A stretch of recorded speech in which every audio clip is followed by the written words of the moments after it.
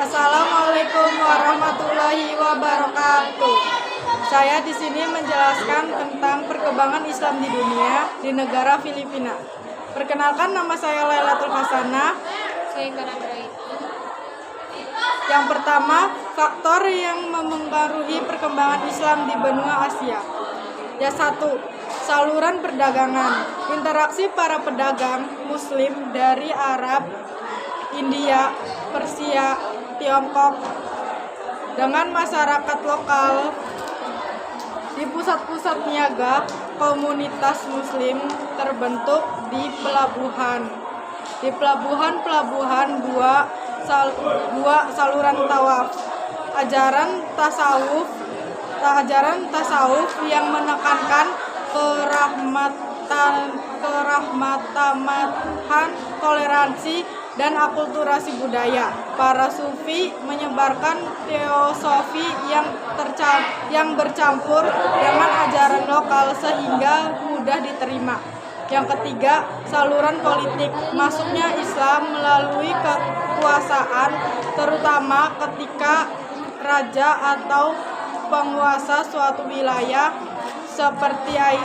seperti di Asia Tenggara dan India memeluk Islam yang kemudian diikuti oleh sebagian besar rakyatnya.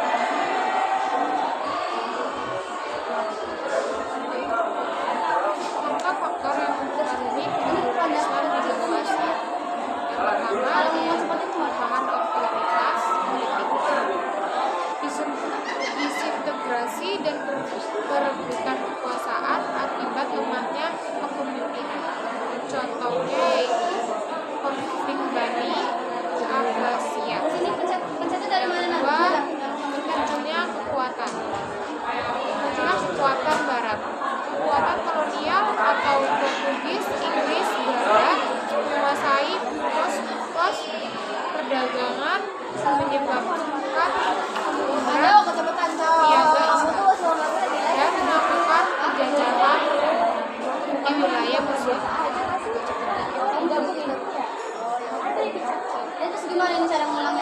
Perkembangan Islam di benua Asia pada masa modern. Gerakan pembaharuan modernisme Islam, tokoh-tokoh seperti Muhammad Abduh menyerukan reformasi melawan taklid buta dan mensintesiskan ajaran Islam dengan pemikiran modern, yaitu meninggikan peran akal.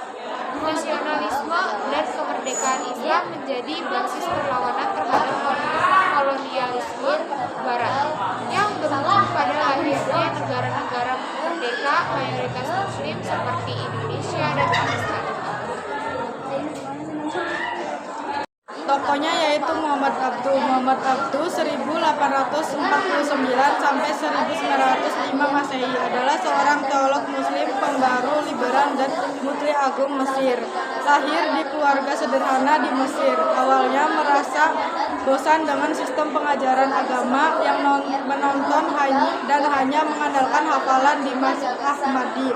Rasa bosan hilang setelah berguru kepada pamannya Said Darwis dan mencapai puncak perubahan pemikiran saat bertemu Jamaluddin di Al-Afghani di Al-Azhar dari Afghani. Ia mendalami filsafat logika dari matematika yang membuat corak pemikirannya menjadi sangat rasional. Setelah lulus, ia menjadi bosan, namun keterlibatan dalam gerakan politik pemberontakan kolonel Turabi menyebabkan ia diasingkan di Paris. Di sana ia menerbitkan surat kabar Al-Urwat dan Al-Wuthqah bersama Al-Afghani setelah diizinkan kembali, sehingga mencapai jabatan tertinggi semenjak mufti agung Mesir.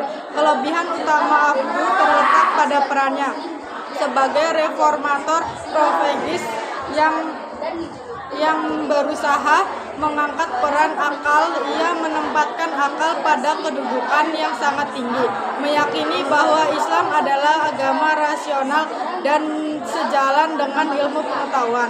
Penentang taklid, dan ia menentang keras taklid buta, mengikuti tanpa berpikir yang dianggapnya sebagai penyebab kemunduran, menyerukan bahwa istihad pemikiran ulang ajaran adalah pentingnya dan perlu ia zaman modern.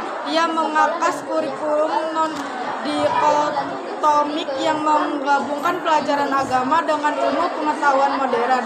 Ia menjembati kelompok konversif dan modernisasi berupa memajukan tanpa harus meniru barat secara absolut.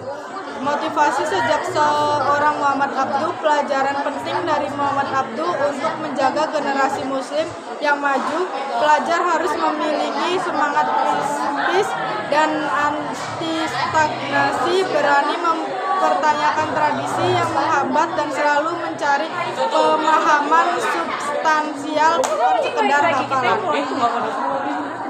Pentingnya mengintegrasikan ilmu agama atau akidah dengan ilmu modern, sains, filsafat secara komprehensif sesuai dengan yang ia pelajari dari agama. Pelajar didorong untuk berpikir rasional dan melakukan ijtihad, yakin bahwa Islam mendukung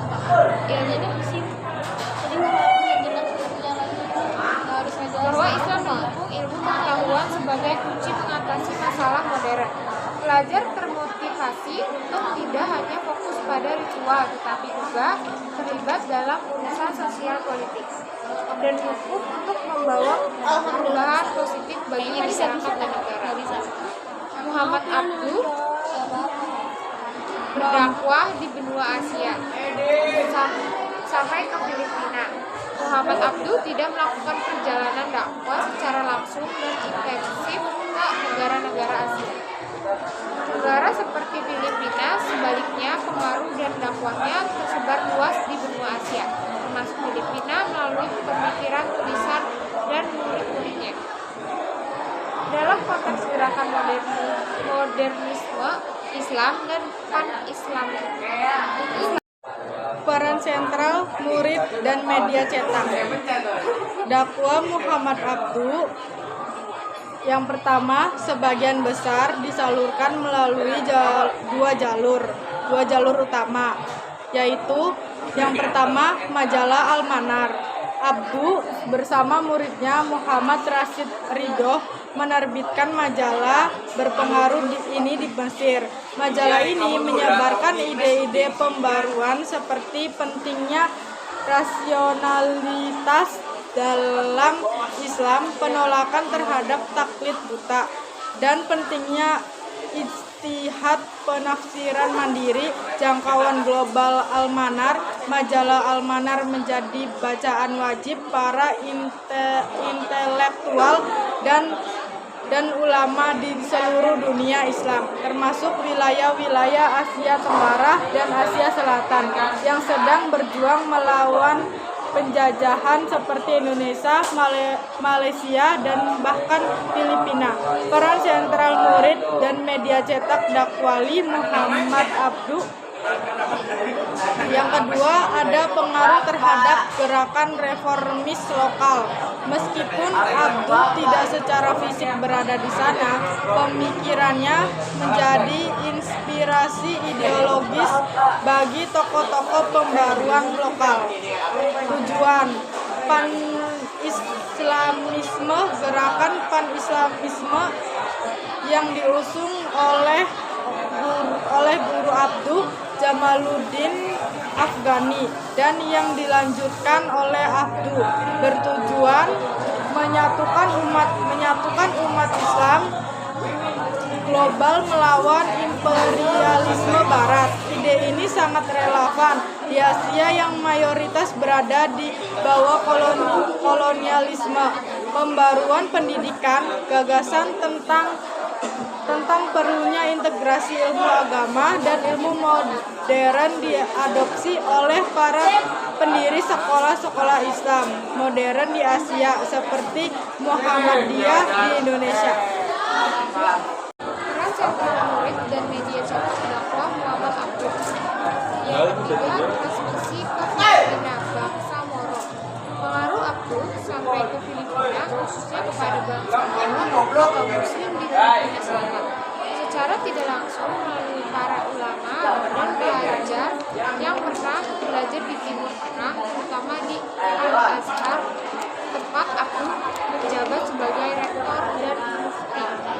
publikasi yang beredar. Fokus dakwah Abduh. Dakwah Abduh bukanlah dakwah tradisional dengan melainkan dakwah untuk reformasi pemikiran dan pendidikan. Relevansi bagi Moro pemikiran Abduh tentang ijtihad, rasionalitas, dan pentingnya kemajuan pendidikan modern sangat penting bagi bangsa Moro dalam menghadapi tantangan asimilasi, konflik, dan perjuangan otonomi di tengah tekanan dari kekuasaan kolonial, yaitu Spanyol atau Amerika.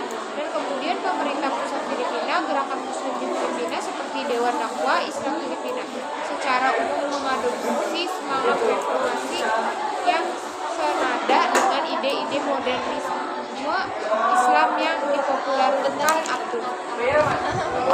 Singkatnya, Muhammad Abduh berdakwah di benua Asia melalui tulisan dan ide, bukan melalui perjalanan fisik. Ide-ide reformasinya diserap dan disebarluaskan oleh para intelektual lokal yang kemudian menjadi dasar bagi gerakan kebangkitan Islam modern di seluruh dunia. Sekian dari kami, kurang lebihnya mohon maaf. Wassalamualaikum warahmatullahi wabarakatuh.